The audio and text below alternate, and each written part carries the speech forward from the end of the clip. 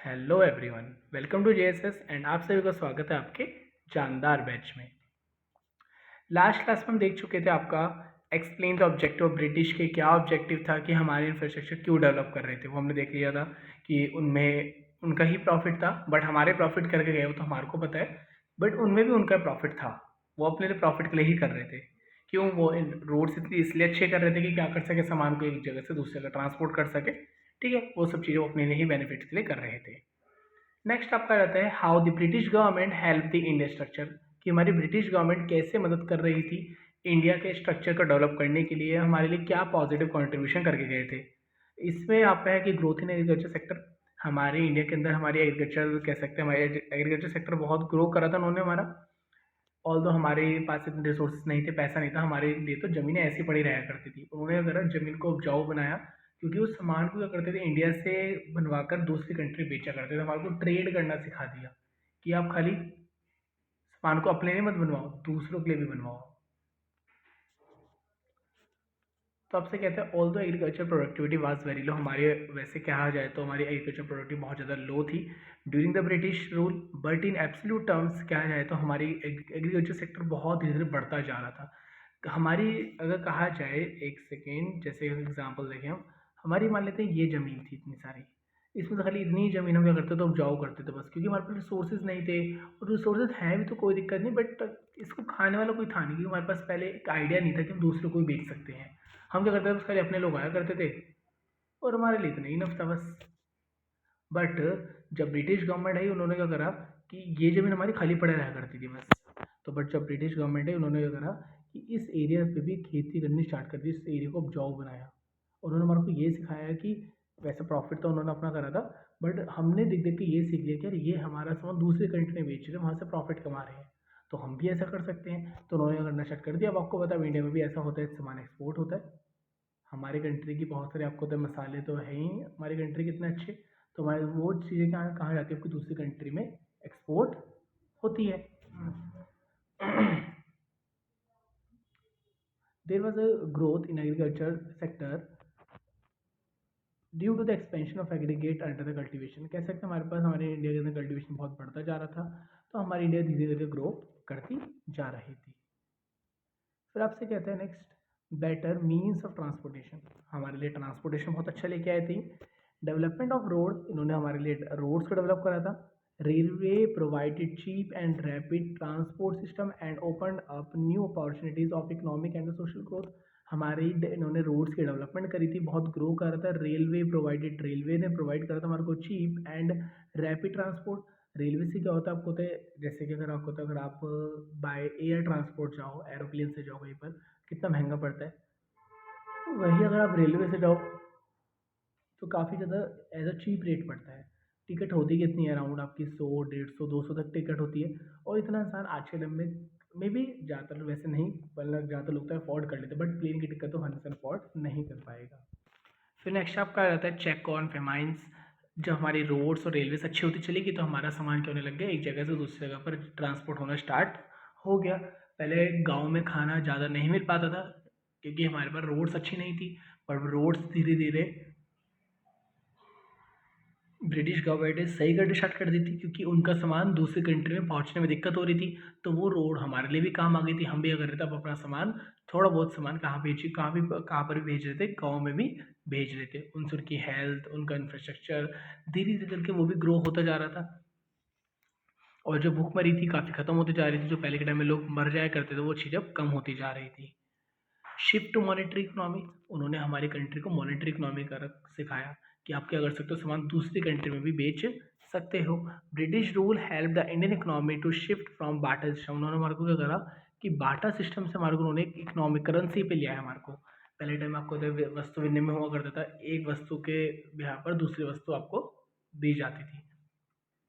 तो पहले टाइम में वस्तु विनिमय हुआ करता था, बट वो चीज़ें धीरे धीरे ख़त्म हुई जब ब्रिटिशर्स आए। उन्होंने करेंसी की कह सकते हैं इंट्रोडक्शन करी।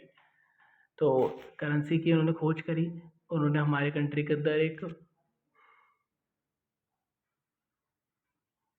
मॉनेटरी चीज़ लेके आए। वो एक ऐसी चीज़ ले आए जो हर इंसान इसको रिसीव कर लेगा। जैसे आज के टाइम में नोट्स हैं, 10 रुपये का नोट कोई भी ले लेगा, 20 का नोट कोई भी ले लेगा। कोई ये नहीं कहता कि क्या बोलते हैं नहीं हम नहीं लेंगे, कोई भी 10 रुपये का नोट ले लेगा। तो वो चीज़ लाई गई। पहले के टाइम में क्या था कि अगर आपको कुछ चीज़ चाहिए और मुझे कुछ चीज़ चाहिए, तो पहले हम दोनों को देखा जाता था कि आपस में दोनों को सेम चीज़ चाहिए या नहीं चाहिए। अगर नहीं चाहिए तो फिर हमारी डील नहीं हो पाती थी, मुझे किसी दूसरे इंसान को ढूँढना पड़ता था। आजकल तो ज़रूरत ही नहीं है, आप सब अपने आस-पास की दुकान पे चले जाओ, वहाँ पर कुछ भी सामान लो, पैसे दे आओ बस जाकर। तो कोई भी इंसान क्या कर लेता है, अमाउंट रिसीव कर लेता है और वो उससे उसको जो खरीदना है खरीद लेगा आगे जाकर। इफेक्टिव एडमिनिस्ट्रेशन सेटअप कह सकते हैं, the British government had an efficient administration system which served as a ready reckoner for the Indian politicians. कह सकते हैं कि हमारी जो ब्रिटिश गवर्नमेंट थी एफिशिएंट एडमिनिस्ट्रेशन हमारे लिए बहुत अच्छा बना रही थी, एडमिनिस्ट्रेशन बना रही थी। इससे हमारी इकोनॉमी धीरे धीरे करके डेवलप हो रही थी। बट जब ब्रिटिशर्स से इतनी जल्दी तो नहीं, बट ये कि हाँ, बट आफ्टर द ब्रिटिशर्स हमारी इकोनॉमी बड़ी जल्दी तरीके से डेवलप हो रही थी। नेक्स्ट क्वेश्चन आपका आ जाता है कि what was the position of the Indian economy on the eve of independence. कि हमारे इंडिया की क्या पोजीशन थी जब हमारे को आज़ादी मिली थी। 15 अगस्त 1947 में जिस दिन हमारे को आज़ादी मिली थी, उस समय हमारी इंडिया की कैसी पोजीशन थी, क्या हालात थे।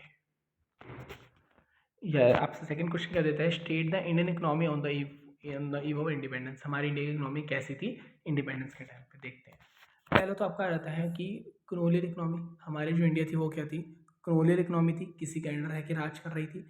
इन India colonial exploitation has a long history spade. आपको पता है 200 साल तक उन्होंने हमारे पर राज करा था। 1540 से आपका 1747 से 1947 तक उन्होंने हमारे पर राज करा था, 200 सालों तक। British rule resulted in a huge drain of wealth. British जब आए थे ना, उन्होंने हमारा एक नुकसान करा था, हमारे बहुत सारा पैसा अपनी कंट्री में ले गए थे। हमारे इंडिया से रॉ मटेरियल अपने कंट्री में ले गए थे।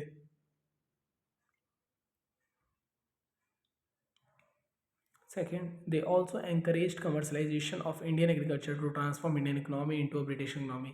उन्होंने करा था कि हमारी कंट्री को कमर्शलाइजेशन कर दिया था, कि हमारी कंट्री के रिसोर्सेज दूसरी कंट्री में बेच रहे थे, उनसे वो काफ़ी ज़्यादा रेट में मुनाफा कमा रहे थे। वो अपनी कंट्री को डेवलप, ब्रिटिश को मतलब कि अपनी कंट्री को डेवलप कर रहे थे। तो दे ऑल्सो इंकरेज, उन्होंने करता है इंडियन एग्रीकल्चर को बहुत ज़्यादा इंकरेज करा था, उन्होंने ट्रांसफॉर्म कर दिया था उसको फूड इकोनॉमी से मॉनेटरी इकोनॉमी के अंदर, मतलब कैश क्रॉप के अंदर क्या करते थे उन्होंने, फूड क्रॉप से कैश क्रॉप में चेंज कर दिया। फूड क्रॉप होता खाली पहले आप अपने लोग आया करते थे, बट जब से ब्रिटिशर्स आए उन्होंने कैश क्रॉप करना स्टार्ट कर दी। और जो कैश क्रॉप उन्होंने स्टार्ट करी थी अराउंड 1847, आफ्टर दी 100 ईयर्स बाद उन्होंने अगर थी कैश क्रॉप करनी स्टार्ट कर दी थी। तो उन्होंने 100 सालों तक हमारे मतलब कि हमारी इकोनॉमी के अंदर जो रिसोर्सेज से दूसरी कंट्री में भेजे, मुनाफा खुद कमाया और बहुत सारे रिसोर्सेज हमारे से ले गए थे। बट हमारे को चलो ये है कि हमारे को एक चीज़ सिखा गए थे कि आप क्या कर सकते हो, सामान दूसरों को भी बेच सकते हो। तब से फिर हमारी ट्रेडिंग होनी स्टार्ट हो गई थी। ट्रेडिंग मतलब कि सामान एक इंसान से खरीदा दूसरे इंसान को बेचना, ये अब हर चीज़ में वह हो गया था। आपके घर के आसपास भी यही होता है, शॉपकीपर करते हैं क्या, सामान खरीद के लाते हैं आपको बेच देते हैं। तो वो चीज़ स्टार्ट हो गई थी।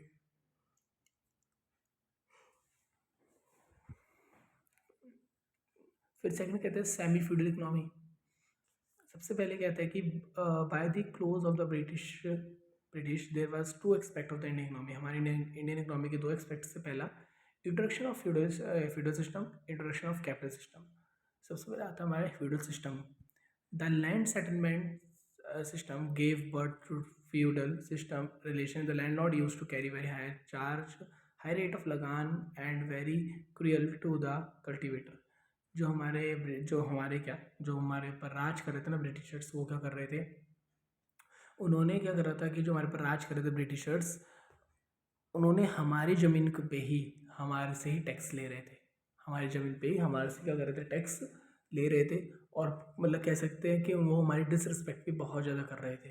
वो हमारे साथ बहुत ज़्यादा मतलब क्रूल तक, मतलब बड़े गंदे व्यवहार करते थे हमारे से, सही से बोला नहीं करते थे, ऊपर से हमारी ज़मीन हमारे से टैक्स लिया करते थे। सबसे बात तो यही है। फिर क्या हुआ, कैपिटलिस्ट सिस्टम।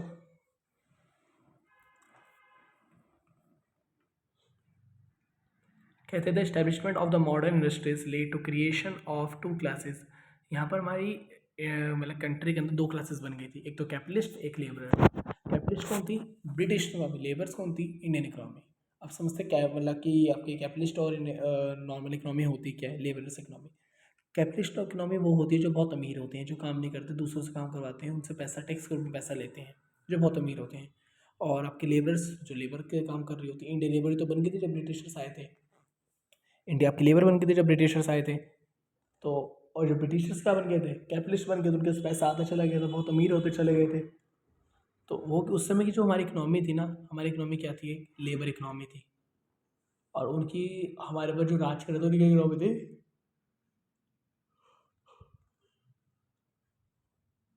Capitalist economy. चलिए नेक्स्ट आपसे कहते हैं स्टेगनेंट इकोनॉमी। कहते हैं कि हमारी कंट्री क्या हो गई थी, बिल्कुल स्टेगनेंट, बिल्कुल स्थिर हो गई थी, हमारी इकोनॉमी बिल्कुल मूव नहीं कर रही थी।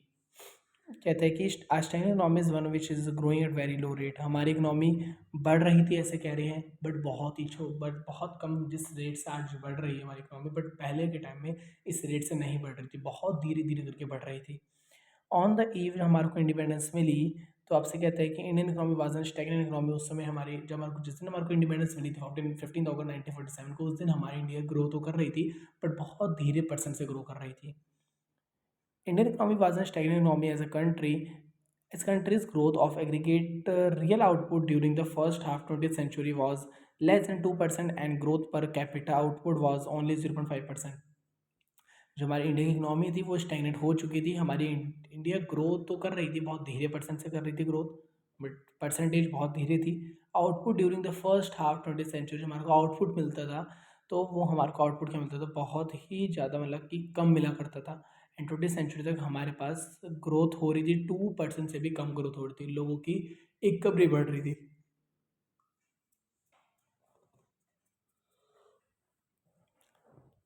फिर आपका आता है बैकवर्ड इकोनॉमी।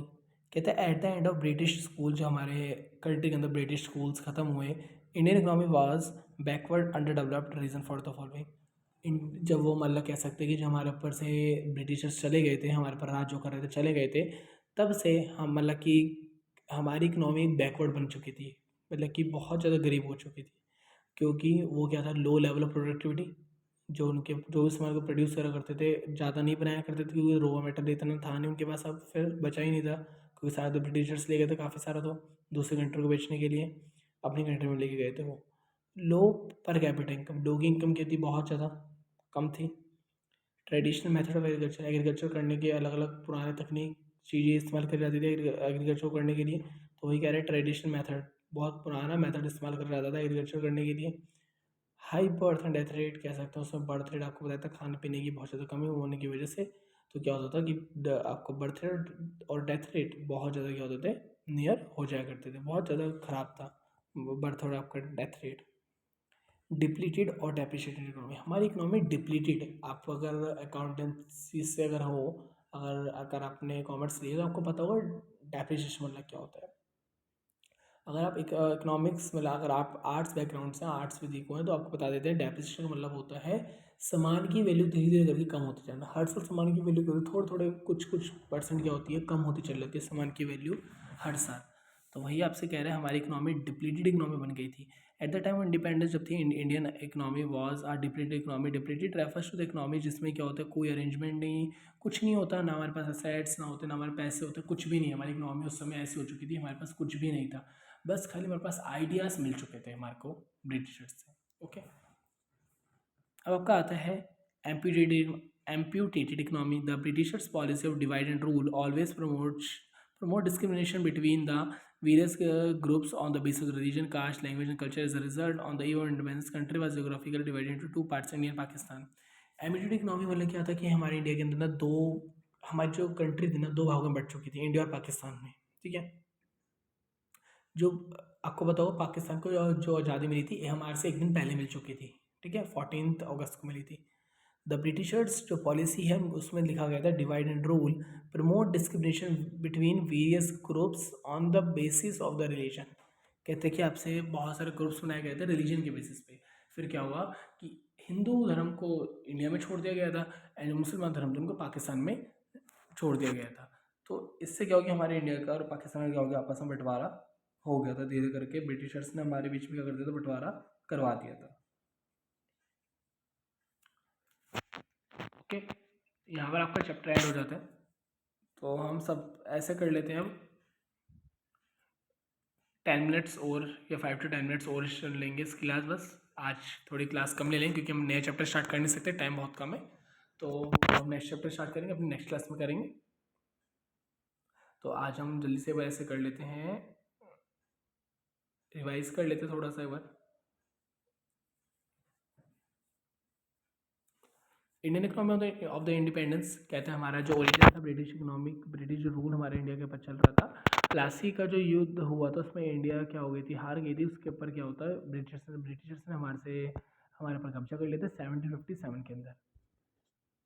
57 उन्होंने हमारे पर कब्जा करा था, 1947 को गए थे वो। तो 190 साल उन्होंने हमारे पर राज करा था, 190 191 साल उन्होंने हमारे पर राज करा था। उनका बेसिक पर्पस करें जैसे बस हमारी इकोनॉमी को क्या करना, मतलब कि हमारी इकोनॉमी से जो रिसोर्सेज है निकाल के अपनी कंट्री के अंदर लेके जाना, दूसरी कंट्री को वो कैश के रूप में बेच देना। और हमारी कंट्री का जो रिसोर्सेज है, ह्यूमन रिसोर्स को बहुत उन्होंने बहुत इस्तेमाल करा है। हमारे इंडिया के लोगों को भी बहुत मेहनत करवाई है काम करने में। फीचर्स क्या आते हैं इंडियन इकोनॉमी के, अगर ब्रिटिश रूल के पहले से बात करूँ मैं, तो हमारी इंडिया प्रॉस्पेरस इकोनॉमी थी, बहुत अच्छी, मतलब कि एक बहुत अच्छी इकोनॉमी हमारी चल रही थी। और सेकंड आपसे कहते हैं कि एग्रीगेन इकोनॉमी, हमारी कंट्री के अंदर एग्रीकल्चर इकोनॉमी डेवलप होती जा रही थी। हमारी कंट्री के अंदर क्या बोलते हैं आपके वेल नोन हैंडीक्राफ्ट इंडस्ट्रीज बहुत अच्छी थी, मतलब कि काफ़ी कंट्रीज के अंदर फेमस थी हैंडीक्राफ्ट इंडस्ट्रीज। आपसे कहते हैं इकोनॉमिक कंडीशन कैसी थी जब नेशनल मतलब जज करा गया था, तो कह सकते हैं ब्रिटिशर्स ने हमारे पर कब्जा करा, हमारे रिसोर्सेज इस्तेमाल करे, दूसरी कंट्री बेचे, उससे मुनाफा कमा, उन्होंने उससे हमारे को कुछ नहीं दिया, उन्होंने अपनी कंट्री को उन पैसों से डेवलप करते चले गए थे। एग्रीकल्चर सेक्टर में क्या था, लैंड सेटलमेंट आपको ज़्यादा जमींदारी सिस्टम अलाउड कर गया था, मतलब कर दिया गया था। वहाँ पर लोगों को टैक्स दिया जाता था, मतलब लोग क्या करते थे, ब्रिटिश गवर्नमेंट को टैक्स दिया करते थे। लैंड सेटलमेंट सिस्टम हो गया आपका। फिर आता है कमर्शियल एग्रीकल्चर, उन्होंने क्या कर दिया था, एग्रीकल्चर को कमर्शलाइज कर दिया। तो उन्होंने उस कह सकते हैं एग्रीकल्चर से पैसे कमाने स्टार्ट कर दिए थे दूसरी कंट्री बेच बेच कर। लो लेवल प्रोडक्टिविटी, हमारे इंडिया के अंदर इतनी प्रोडक्टिविटी हाई नहीं थी, क्योंकि हमारे इंडिया में खाली पहले छोटे से एरिया में काम हुआ करता था। फिर तो उसको इतने बड़े एरिया को आदत नहीं है इतनी जल्दी सामान उगाने की। तो कह सकते हैं कि यहाँ पर क्या होता आपका कि लो लेवल ऑफ प्रोडक्टिविटी थी। सिक्योरिटी इन्वेस्टमेंट, हमारी इन्वेस्टमेंट यहाँ पर क्या थी, बहुत ज़्यादा सिक्योर थी, कोई रिस्क नहीं था इन्वेस्टमेंट्स के पर। इंडियन एग्रीकल्चर में facing the security of investment in the flood control and the drainage, कह सकते हैं हमारी इन्वेस्टमेंट सिक्योर नहीं थी, कभी भी फ्लड आ जाया करता था, हमारा सारी खेती नष्ट हो जाया करती थी। इंडस्ट्री सेक्टर हमारा कैसा था, हमारे कह सकते हैं हैंडीक्राफ्ट इंडस्ट्रीज डिक्लाइन होती जा रही थी। क्यों, जब से ब्रिटिशर्स आए तो मशीन्स लेके आ रहे थे, उससे सामान जल्दी बन रहा था और लोगों को सामान जल्दी भी चाहिए था, तो लोग ने हैंडीक्राफ्ट से सामान थोड़ा लेट बनता था, लोगों ने उसको धीरे धीरे बॉयकॉट करना स्टार्ट कर दिया हैंडीक्राफ्ट को, मशीनों से बनी हुई चीज़ें इस्तेमाल करने लग गए थे।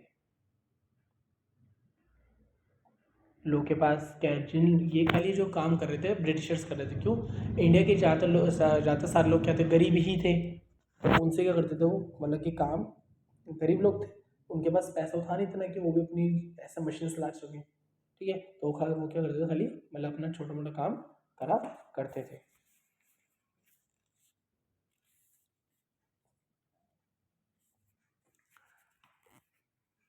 नेक्स्ट आपसे कहता है लॉ कंट्रीब्यूशन, हमारी कंट्री के अंदर कंट्रीब्यूशन बहुत कम थी इस चीज़ की। हमारी कंट्री के अंदर कंट्रीब्यूशन जीडीपी बहुत कम थी, ज़्यादा अच्छी जीडीपी नहीं थी।